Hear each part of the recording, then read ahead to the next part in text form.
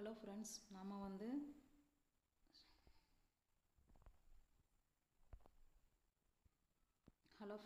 வந்து குரூப் 2ல் central studies syllabus wise நம்ம வந்து பார்த்துட்ருக்கோம். 6th to 12th வரைக்கும் என்னென்ன வரும்னு. இது வரைக்கும் நம்ம வந்து மொத்தம் 3 கிளாஸ் பார்த்துருக்கோம். இது 4வது கிளாஸு. இதில் வந்து 6ஆம் வகுப்பு முதல் பருவத்தில் எதெல்லாம் பார்த்துருக்கோன்னா, முக்கியமான பாடம் சிலபஸில் வர்றது வரலாறு என்றால் என்ன, சிந்துவெளி நாகரிகம் பார்த்துட்டோம், தமிழ்நாட்டின் பண்டைய நகரங்கள் பார்த்தோம். இனிமேல் குடிமியலில் 2 பாடம் இருக்குது. இந்த 2 பாடமும் ரொம்ப முக்கியமான பாடம், சிலபஸில் வர்றது கவர் ஆகிறது. இதில் ஃபஸ்ட்டு பன்முகத்தன்மையினே அறிவோம் அப்படின்ற பாடத்தை நம்ம பார்க்கலாம். அன்னைக்கு பன்முகத்தன்மையினே அறிவோம் அப்படின்றது இந்த பாடத்தோட தலைப்பு.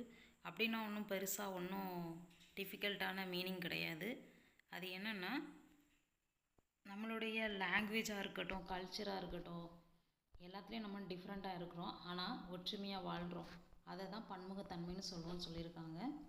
அதாவது பல்வேறு விதமான உணவு, மொழி, உடை, கல்ச்சரு, விழாக்கள் எல்லாமே டிஃப்ரெண்ட் தான், ஆனால் ஒற்றுமையாக வாழ்கிறோம். இதை தான் பன்முகத்தன்மைன்னு சொல்லிட்டு மீனிங்கு. அப்புறம் வந்து இதில் ஒரு ஃபஸ்ட்டு கொஸ்டின் இந்த பாடத்தில் என்னென்னு பாருங்கள். தமிழ்நாட்டில் தமிழ் மொழி, அரிசி சாப்பிடுவோம், சாப்பாடு, விழா வந்து பொங்கல். அதே போல் மலையாளம்னு எடுத்துக்கிட்டிங்கன்னா புட்டு உணவு, ஓணம் பண்டிகையை கொண்டாடுவாங்க. அப்புறம் வந்து நார்த்து சைடில் பார்த்திங்கன்னா இந்தி வந்து அவங்களுடைய மொழி, சப்பாத்தி அவங்களுடைய சாப்பாடு உணவு முறை. அடுத்தது வந்து ஹோலி பண்டிகை கொண்டாடுவாங்க. அப்புறம் நெக்ஸ்ட் பாயிண்ட் என்ன இருக்குதுன்னு பார்க்கலாம். நெக்ஸ்ட் பாயிண்ட் இதில் என்ன இருக்குன்னா, இதில் வந்து ஃபஸ்ட்டு அடுத்த பாயிண்ட் ஒன்று கொடுத்துருக்காங்க. இந்தியா ஏறத்தாழ 5000 ஆண்டுகள் பழமை வாய்ந்த நாகரிகத்தின் தாயகமாக விளங்குகிறது. 5000 ஆண்டுகள் பழமை வாய்ந்த நாகரிகத்தின் தாயகம் அப்படின்னு சொல்கிறாங்க எதை, இந்தியாவை.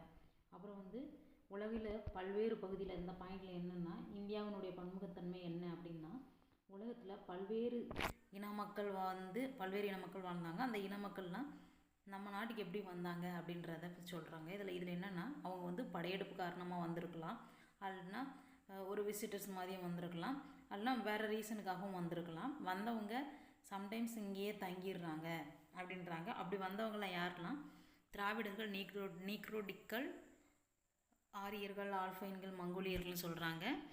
இவங்க வந்து ஃபஸ்ட்டு வந்து அதான் நம்ம இது முந்தின டாப்பிக்கில் நம்ம பார்த்துருப்போம். இங்கே வந்தவங்க அப்படியே நம்ம கல்ச்சரு, லாங்குவேஜ் பரிமாற்றம் ஏற்பட்டு இங்கேயே தங்குவாங்க, சிலர் அங்கேயும் போயிடுறாங்க. இந்த மாதிரி டிரான்ஸ்போர்ட்டேஷன் அதிகமாக நடந்திருக்கு அப்படின்னு சொல்கிறாங்க. இதில் வந்து பன்முகத்தன்மை அப்படின்னு நீங்கள் எடுத்துட்டிங்கன்னா அதில் நிறைய டைப்ஸ் இருக்குது. நில அமைப்புலேயும், வாழ்வின் முறையில், சமூகத்தில், சமயத்தில், மொழியில், பண்பாட்டில் அப்படின்னு சொல்லிட்டு பன்முகத்தன்மை டிஃப்ரெண்ட் டைப்ஸ் இருக்குது. அதில் வந்து நிலம் அப்படின்னு நீங்கள் நம்ம எடுத்துட்டோம். இப்போ நிலம் அப்படி எடுத்துக்கிட்டிங்கன்னா அது வந்து என்னென்னா, இந்தியாவில் வந்து நிலம் கண்டம் எனப்படுவது. கண்டம்னா என்னென்னா, மலை, பீடபூமி, சமவெளிகள், ஆறுகள், கடல்கள், பள்ளத்தாக்கு போன்ற பல்வேறு இயற்கை பிரிவுகள் மற்றும் காலநிலைகளை கொண்ட மிக பரந்த நிலப்பரப்பு. எல்லா குவாலிஃபிகேஷனும், அந்த குவாலிஃபிகேஷன் எல்லாம் கொண்டது தான் இந்தியா. அதனால தான் இந்தியாவை துணை கொண்டம் என்று நம்ம சொல்கிறோம். நெக்ஸ்ட் பாயிண்ட் பார்த்தீங்கன்னா இருக்குது. பார்த்தீங்களா, இந்த மாதிரி டிஃப்ரெண்ட் டைப்ஸ் இருந்தாலும் நம்ம ஒற்றுமையாக வாழ்கிறோம். அதுக்கப்புறம் வந்து அடுத்த பாயிண்ட் என்னென்னு பார்த்தீங்கன்னா, இதில் நெக்ஸ்ட் பாயிண்ட்டு, ஒரு பகுதியின் பொருளாதார நடவடிக்கை, ஒரு இடத்துல நம்ம வந்து பிஸ்னஸ் பண்ணோம் அப்படின்னா என்ன தேவையாக தீர்மானிக்குது, எது டிஃபெண்ட் பண்ணி தான் நம்ம பண்ண முடியும் அப்படின்னு சொன்னிங்கன்னா, அந்த இடம் தேவை. ஃபஸ்ட்டு நிலவியலும் காலநிலையும் ரொம்ப முக்கியம், அதுதான் தீர்மானிக்குது அப்படின்னு சொல்கிறாங்க பாயிண்டில். அடுத்த பாயிண்ட் என்ன, கடலோர பகுதியில் வாழும் மக்கள் என்ன தொழில் செய்கிறாங்க, இது எல்லாருக்குமே தெரிஞ்சதான், மீன்பிடி தொழில் செய்கிறாங்க. அப்புறம் சமவெளியில் வாழும் மக்கள் என்ன தொழில் செய்கிறாங்கன்னா, விவசாயம் செய்கிறாங்க, வேளாண்மை. அப்புறம் மலைப்பகுதியில் என்ன செய்வாங்க, தேயிலை, காஃபி அந்த மாதிரி இது பண்ணுவாங்க, மேய்த்தல் தொழில் ஈடுபடுவாங்கன்னு சொல்லியிருக்காங்க. அப்புறம் வந்து அடுத்த பாயிண்ட் வந்து இதில் என்ன இருக்குன்னா,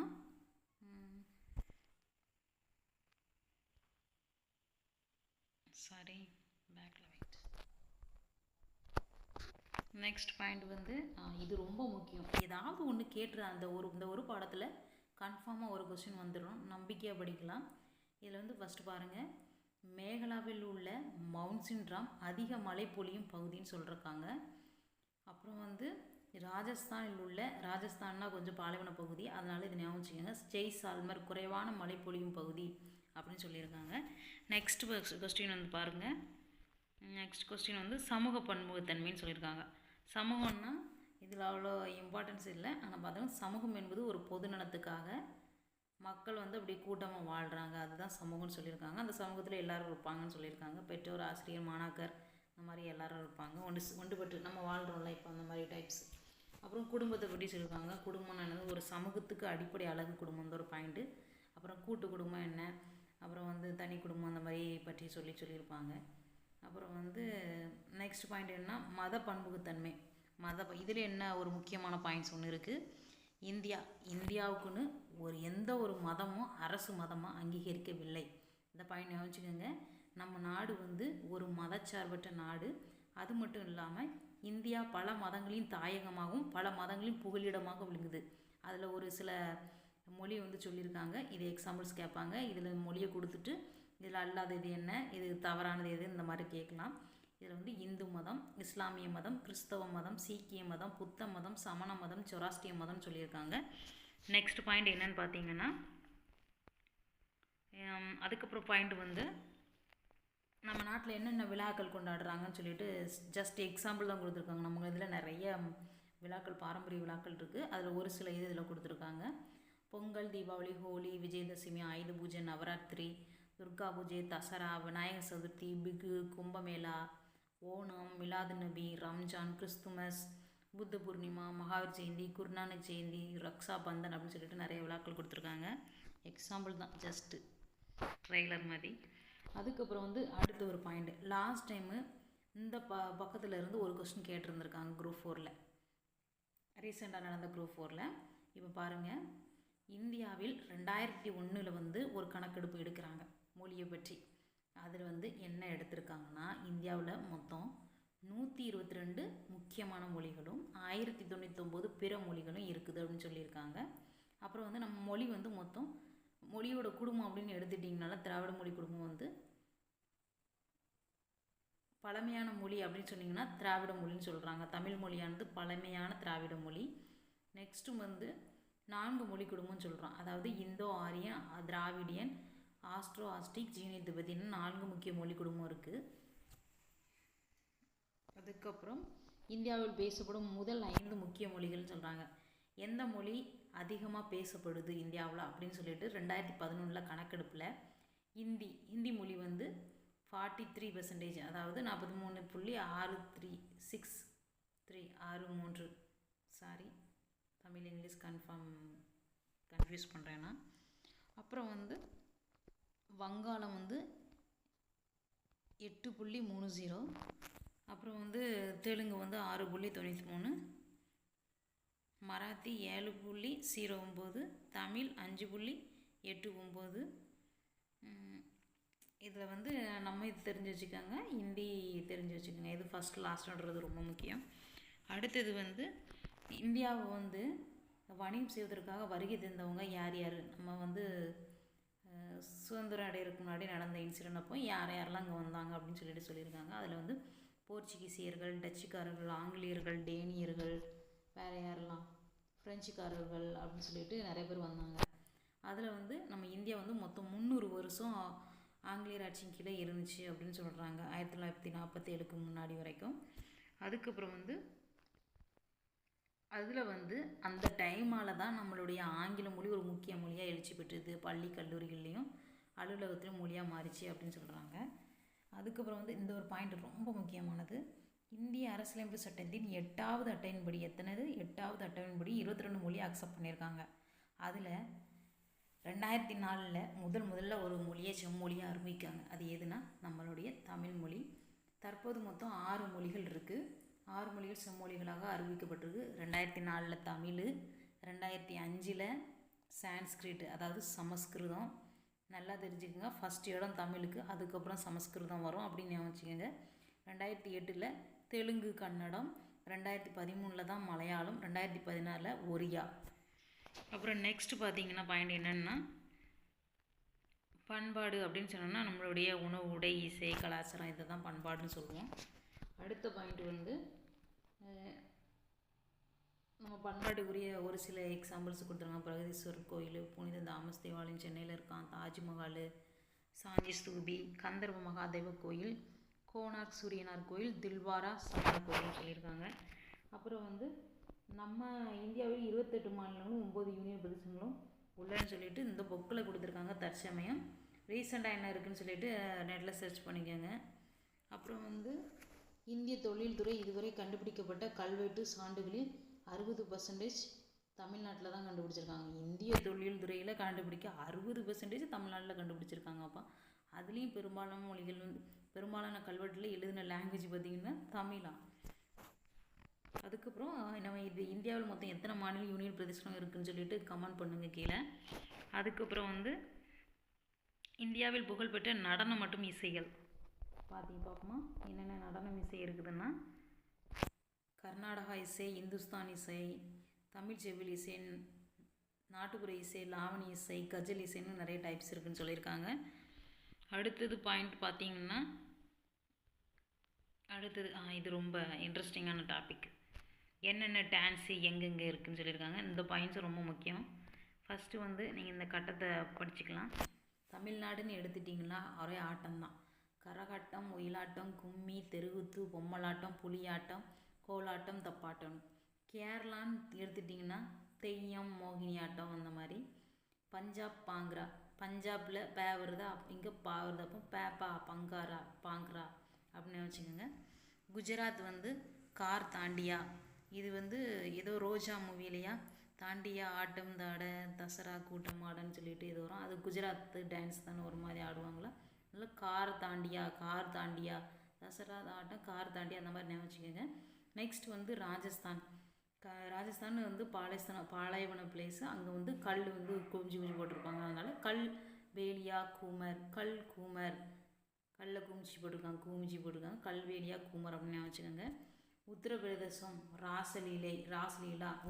ஊபியில் தான் ராசலீலைகள் நிறைய நடக்கும் அப்படின்னு வச்சுக்கோங்க. உத்தரகாண்ட் சோலியா அப்படின்னா ஒருத்தனை சோழி முடிக்க உத்தரவு போட்டாச்சு, உத்தரகாண்டில் சோலியா அப்படின்ற ஒரு டான்ஸு. அசாம் பிகு அப்படின்னு வச்சுருக்காங்க. சத்திரியா, அசாமில் இன்னொரு டான்ஸு சத்திரியா. அசாமில் சத்திரியர்கள் நிறைய பேர் இருக்காங்க, பிகு பண்ணுவாங்க. அந்த மாதிரி ஞாபகம் வச்சுக்கோங்க. இதெல்லாம் ரொம்ப ஈஸியானது பாருங்களேன். மணிப்பூரி எப்படி கொடுத்தா நல்லா தான் இருக்குது. அப்புறம் ஒடிசா ஒடிசி. அப்புறம் ஆந்திராவில் குச்சிப்புடி, தமிழ்நாட்டில் பரதநாட்டியம், கேரளாவில் கதகளி, கர்நாடகா யக்ஷகானம், கர்நாடகா ஆக்டர் யாஸ் அந்த மாதிரி ஞாபகம் வச்சுக்கோங்க. Yakshagana, KGF actor. அதுக்கப்புறம் வந்து வட இந்தியான்னு எடுத்துக்கிட்டிங்கன்னா கதக். அப்புறம் நெக்ஸ்ட் பாயிண்ட் போகலாம். வேற்றுமையில் ஒற்றுமை முடிய போகுது பாடம். இதில் வந்து வேற்றுமையில் ஒற்றுமை அப்படின்னு என்ன அர்த்தம்? நம்ம டிஃப்ரெண்ட்டாக இருந்தாலும் ஒற்றுமையாக நம்ம நாட்டுக்குள்ளே வாழ்கிறோம். நீ நான்ற போட்டி கிடையாது, எல்லாருமே ஒன்று. அப்போ இதில் இன்னொரு பாயிண்ட் கொடுத்துருப்பாங்க. இதில் என்னென்னா இது அதாவது தேசிய விழாவாக நம்ம இந்த இதெல்லாம் கொண்டாடுறோம் அப்படின்னு சொல்லிட்டு கொடுத்துருப்பாங்க. இதில் சுதந்திர தினமும் குடியரசு தினமும் காந்தி ஜெயந்தி. ஓகேவா. நெக்ஸ்ட் வந்து இந்த உங்களுக்கு தெரியுமான்ற பாயிண்ட் பாருங்கள், இதுவும் நல்லாயிருக்கும். வேற்றுமையில் ஒற்றுமை உள்ள நாடாக விளங்குகிறது. இச்சொடரானது நமது சுதந்திர இந்தியாவின் முதல் பிரதமரான ஜவஹர்லால் நேருவின் டிஸ்கவரி ஆஃப் இந்தியா என்ற நூலில் இடம்பெற்றுள்ளது. வேற்றுமையில் ஒற்றுமை என்ற தொடர் வந்து அவங்க யார், நேரு அவங்க எழுதின புக்கில் இருக்குதுன்னு சொல்கிறாங்க. இந்த பாடத்தில் நெக்ஸ்ட் பாயிண்ட் என்ன இருக்குதுன்னு பார்த்தீங்கன்னா, அடுத்தது ரொம்ப முக்கியமானது. இந்தியாவில் பல்வேறு இன மக்கள் வாழ்கிறதுனால இந்தியாவை இனங்களின் அருங்காட்சியகம் அப்படின்னு சொல்லியிருக்காங்க. யார்? V.A. ஸ்மித். அதுக்கப்புறம் புக்கில் உள்ளதான் அந்த ஷார்ட்கட்டாக கொடுத்துருப்பாங்க பாயிண்ட்ஸு பின்னாடி. இனிமேல் புக் பேக் ஆன்சர் பார்க்கலாம். இந்தியாவில் டேஸ் மாநிலங்களும் டேஸ் யூனியன் பிரதேசங்களும் உள்ளன்னு சொல்லியிருக்காங்க. நம்ம அங்கே என்ன பார்த்தோம்? 28.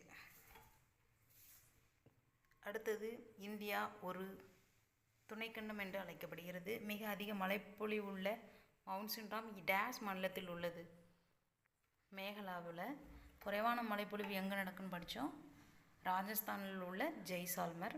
அடுத்த பாயிண்ட் வந்து 4வது கொஸ்டின் பார்த்திங்கன்னா, கீழ்கண்டவற்றில் எந்த மதம் இந்தியாவில் நடைமுறையில் இல்லைன்னு சொல்லியிருக்காங்க. அங்கே பார்த்தோம்ல கன்ஃபூசிய மதம் இருக்காது.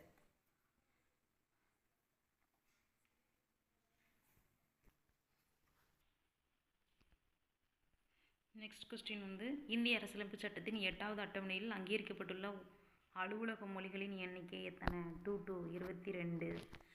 டேஷ் மாநிலத்தின் ஓணம் பண்டிகை கொண்டாடப்படுகிறது? கேரளாவில்.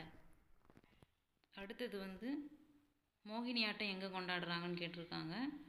மோகினியாட்டம் எங்கே? கேரளாவில் கொண்டாடுவாங்க.